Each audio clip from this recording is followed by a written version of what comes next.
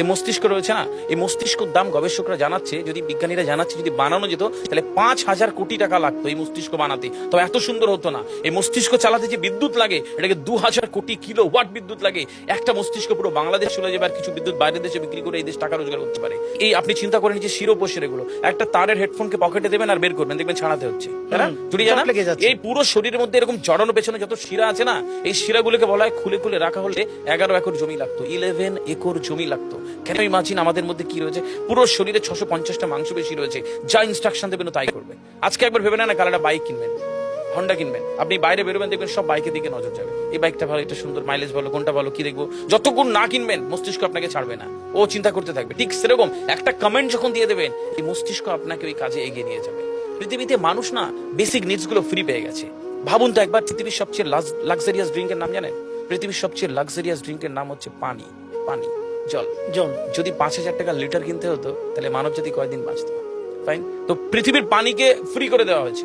Oxygen, একটি গবেষণা জানায় সারাদিনে একটা মানুষ যত অক্সিজেন নেয়, এটি টাকা দিয়ে কিনতে হতো, তাহলে 3.5 লক্ষ টাকা লাগতো একদিনের। শুধু রাত হয় বলে আপনাকে কত টাকা ইলেকট্রিসিটি বিল দিতে হয়, তাই না? ফ্রি পেয়েছি। আমরা সারাদিনে যতবার অক্সিজেন নিই, শ্বাসটা নিই, 17,609 থেকে 23,608 বার। এই যার একবার দমের কষ্ট সে জানে একবার শ্বাস নিতে কত। তাহলে বেসিক নিডস গুলো তো ফ্রি, আর বাকি জিনিস আল্লাহ সুবহানাহু ওয়া তাআলা দিয়ে দিয়েছে। আপনার আমার জন্মের সময় সব দিয়েছে, একটা উইল পাওয়ার ঢুকিয়ে দিয়েছে, যেটাকে বাংলা ইচ্ছা শক্তি বলে। এই ইচ্ছা শক্তির বলে আপনি এখান থেকে বেরিয়ে কালো বলে চুরি করতে পারেন, আবার অভুক্ত মানুষকে একবেলা খাওয়াতে পারেন। এই দুটোর জন্য আপনার বিচার হবে, আর আপনার জীবন একদিকে যাবে। বুঝতে পারে, ফিল করতে হয় কেন দেওয়া হয়েছে। আমরা বেশিরভাগ মানুষ দেখবেন নামাজে দাঁড়ানোর সময় যে কোনো একটা ঘেমো গন্ধওয়ালা পোশাক পরে নামাজে দাঁড়ায়। বিয়ে বাড়ি যাচ্ছি হেভি ফিটপাট করে, কখনো এটা ভেবে নামাজে দাঁড়ায়নি যে আল্লাহ সুবহানাহু ওয়া তাআলার সামনে দাঁড়াচ্ছি, যিনি আমাকে সৃষ্টি করেছেন, আমার রবের সামনে দাঁড়াচ্ছি। এই ফিলটা হয় না।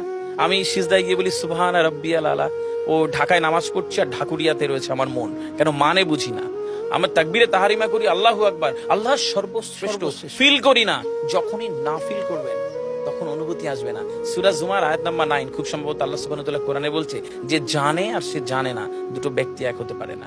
সুতরাং বুঝতে হবে। হাদিস শরীফে আমরা সবসময় পড়ি না যে শহীদের রক্তের তুলনায় জ্ঞানীর কলমের কালি অনেক বেশি মূল্যবান?